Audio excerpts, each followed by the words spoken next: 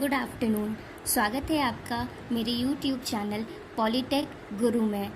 दोस्तों, उम्मीद है कि आपको मेरे वीडियोस पसंद आ रहे होंगे। इस सीरीज़ में हम आज जिस टॉपिक पे डिस्कशन करेंगे वो है वर्किंग ऑफ सिग्नल्स। हमने इससे पहले इंटरप्ट्स के बारे में देखा, सॉफ्टवेयर और हार्डवेयर इंटरप्ट्स देखा, रजिस्टर्स के बारे में पढ़ा, flag register, temporary register, accumulator and general purpose registers भी देखें। अब हम बात करते हैं कुछ ऐसे सिग्नल्स का जो माइक्रो प्रोसेसर 8085 में बहुत ही इम्पॉर्टेंट है और उनकी क्या यूज़ है।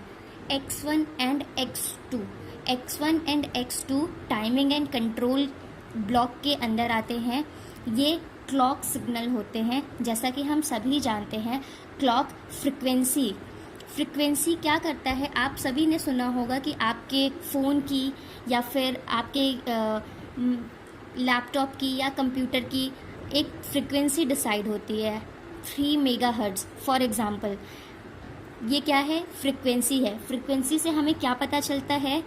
टाइम का, कि एक सिग्नल को ट्रैवल करने में कितना टाइम लग रहा है। हमने पहले ही देखा कि 8085 3 मेगाहर्ट्ज़ की फ्रिक्वेंसी पे काम करता है। 3 मेगाहर्ट्ज़ की फ्रिक्वेंसी पे काम करने पर टोटल टाइम कितना लगा? 0.33 माइक्रो सेकेंड। मतलब एक बार सिग्नल को ट्रैवल करने के लिए 0.33 माइक्रो सेकेंड लगा। आपको पता भी नहीं चलेगा कि कब 0.33 माइक्रो सेकेंड होगा और सिग्नल पहुंच जाएगा या ऑपरेशन हो जाएगा। ये फ्रिक्वेंसी जनरेट करने के लिए हम क्रिस्टल ऑक्सीलेटर का यूज़ करते हैं। हमें पता है क्रिस्टल ऑक्सीलेटर एक फ्रिक्वेंसी को जनरेट करता है जो 5 मेगाहर्ट्ज़ से 6 मेगाहर्ट्ज़ के बीच में होती है। लेकिन हमारे माइक्रो प्रोसेसर को सिर्फ कितनी फ्रिक्वेंसी चाहिए? 3 मेगाहर्ट्ज़। तो उसके लिए फ्रिक्वेंसी ऑफ माइक्रो प्रोसेसर क्या होगा? एफ क्रिस्टल, मतलब क्रिस्टल ऑक्सीलेटर की फ्रिक्वेंसी डिवाइड बाई 2। इससे हमें माइक्रो प्रोसेसर की फ्रिक्वेंसी मिल जाएगी। नेक्स्ट सिग्नल है ALE, address latch enable. Address latch enable क्या काम होता है और कैसे काम करता है? आप सबको पता है कि माइक्रो प्रोसेसर 8085 में एड्रेस एंड डेटा बस होते हैं। AD0 से AD7 एंड A8 से A15 तक ये 16 एड्रेसिंग लाइंस है और 8 बिट का डेटा बस है। अब हमें पता कैसे चलेगा कि किस टाइम पे जो लाइंस हैं वो एड्रेस लेकर के जा रही हैं या फिर डेटा लेकर के जा रही हैं? ये हमें पता चलेगा ALE से। जब ALE पे 1 होगा, मतलब जब ALE का सिग्नल 1 होगा तब 16 लाइंस, ये जो सारी लाइंस हैं ये सिर्फ और सिर्फ एड्रेस को ही लेकर के जाएंगी। लेकिन जब ALE का सिग्नल 0 हो जाएगा, इसका मतलब सिर्फ A8 से A15 की लाइंस ही एड्रेस को लेकर के जा रही हैं और लोअर लाइंस AD0 से AD7 ये डेटा को कैरी कर रही हैं, मतलब डेटा को एक जगह से दूसरी जगह ट्रांसफ़र कर रही हैं। नेक्स्ट सिग्नल है रीड का। इसको हम RD बार से डिनोट करते हैं। ये सिग्नल चीज़ों को या प्रोग्रामिंग को रीड करने के लिए यूज़ किया जाता है। जब ये कैसे काम करेगा? जब रीड सिग्नल पे 0 होगा तो वो एक्टिव होगा। कैसे? जब क्योंकि ये RD बार है, 0 बार मतलब 1 हो जाएगा। मतलब ये एक्टिव कब होगा? जब इस सिग्नल को हम 0 देंगे। जब हम 1 देंगे तो ये इनएक्टिव हो जाएगा। उसी तरीके से राइट सिग्नल भी काम करता है। राइट सिग्नल को हम WR बार लिखते हैं। ये भी तभी ऑपरेट करेगा या एक्टिव होगा जब इसे 0 दिया जाएगा, और जब हम इसे इनएक्टिव करना चाहते हैं तो हमें इसे 1 देना पड़ेगा। नेक्स्ट बात करते हैं इनपुट आउटपुट और मेमोरी की। जब भी माइक्रो प्रोसेसर कोई ऑपरेशन करता है, मान लीजिए डेटा को कट कॉपी पेस्ट कर रहा है किसी पेन ड्राइव में, तो पेन ड्राइव क्या है? एक आउटपुट डिवाइस है, एक्सटर्नल डिवाइस है। ठीक है, वो मेमोरी नहीं है, मेमोरी माइक्रो प्रोसेसर के अंदर है।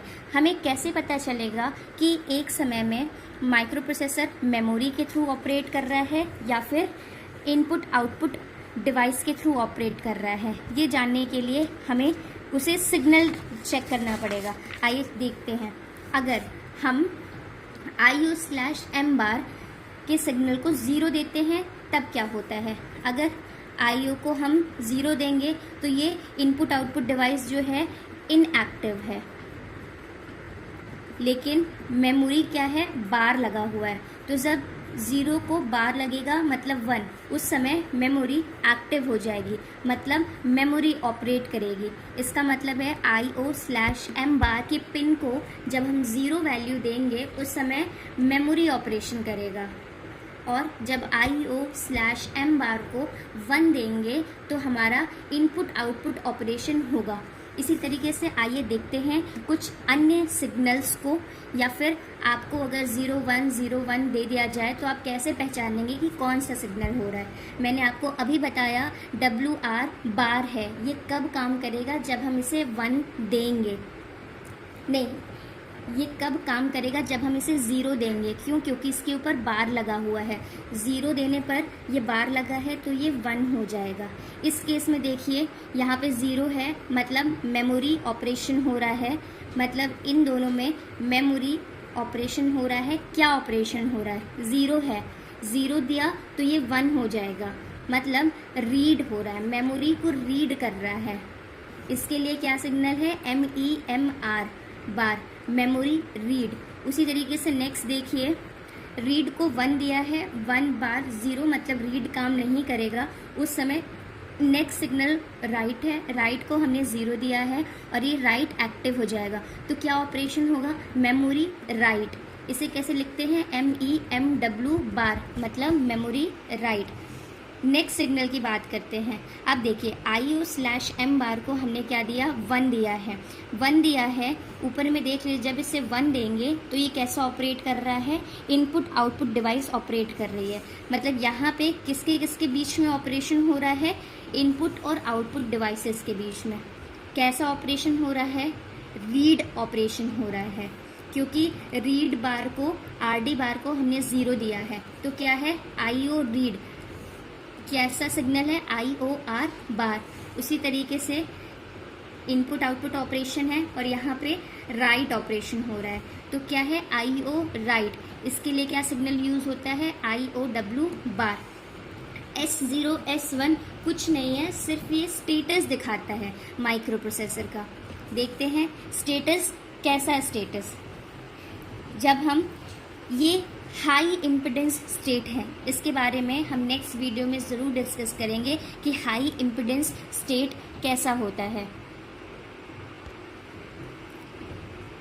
0 हॉल्ट है, 01 राइट है, S0 कैसे ऑपरेट कर रहा है? राइट सिग्नल के थ्रू ऑपरेट कर रहा है, जैक के जैसे ऑपरेट कर रहा है, और S1 रीड सिग्नल के जैसे ऑपरेट कर रहा है। मतलब जब S0 अगर हमारा एक्टिव है तो क्या बता रहा है? कि राइट ऑपरेशन हो रहा है। लेकिन अगर RD S1 हमारा एक्टिव है, मतलब 0 है, तो क्या बता रहा है? रीड ऑपरेशन हो रहा है। तो यहाँ पे पहला, जब दोनों 0 0 है तो हॉल्ट रुका हुआ है, जब ये 1 है तो राइट हो रहा है। क्या right? Memory write, read memory. ये फेच ऑपरेशन है, ये IO, क्योंकि यहाँ पे 1 आ गया और हमने ऊपर में देखा था कि जब IO/M बार को 1 देंगे तो इनपुट आउटपुट ऑपरेशन के जैसे काम करेगा। यहाँ पे कैसे काम कर रहा है? IO डिवाइस में। तो IO राइट, IO रीड। ये जो स्टेट है 111, ये इंटरप्ट एक्नॉलेज का स्टेट है। मतलब जब तीनों पिन्स 1 हो जाएंगी तो हमें क्या पता चलेगा कि कोई ना कोई रुकावट आई है, किसी तरीके की प्रॉब्लम हुई है। इसीलिए क्या पिन एक्टिव हो गया है? INTA, interrupt acknowledge. एक्नॉलेज करना मतलब बताना। उसी तरीके से ये तीनों हाई इम्पिडेंस स्टेट है, ये बता रहा है होल्ड या रीसेट को। आज के लिए बस इतना ही।